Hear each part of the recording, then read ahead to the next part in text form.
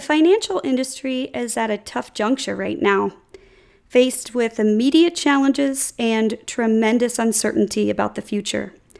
Let's talk about what they really face in the months and the years ahead and the domino effect of events that could occur. We can't predict exactly where the domino pieces will fall, but they will undoubtedly lead to unprecedented disruption. Economic challenges and an impending recession will wreak havoc from a loan forbearance standpoint to credit losses in what's sure to be a credit crisis. And consumer behavior changes are going to force traditional financial institutions to evolve their business models. The spectrum of possibility, however, from going back, let's say, to the way things were, normal, to fully acclimating to digital channels completely, depends actually on two things. Number one, how fast does the industry or certain players in the industry embrace and therefore provide digital in the form of new choices to customers? And number two, how fast are consumers going to adopt it? For all that we do not know, we do know a few things. We know digital adoption will increase.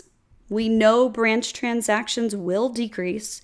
We know that optimizing the branch network will be critical, as will investment in remote sales and service.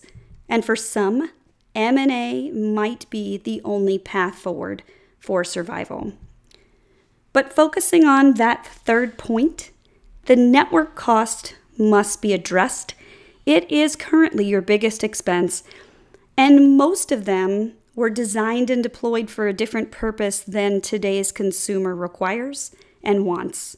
COVID is a catalyst forcing those that have not addressed this yet to do so in what could be a matter of survival. The good news, you can turn your biggest expense into your biggest opportunity.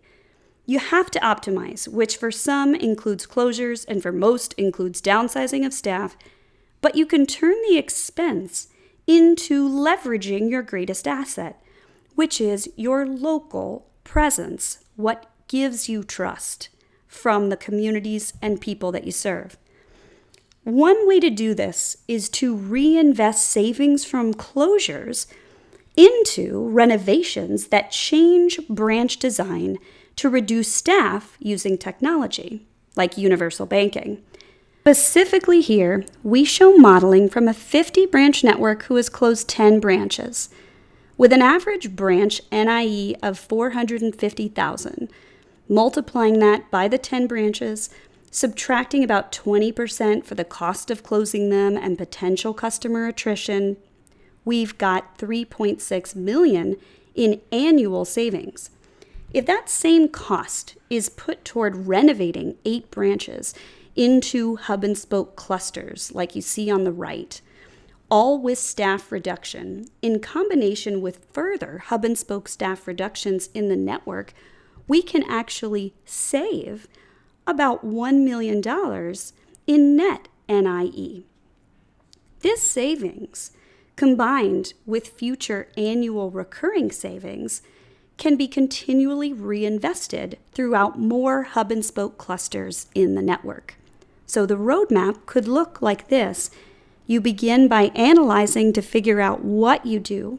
You design the North Star and its formats. You pilot those in a hub and spoke cluster or clusters.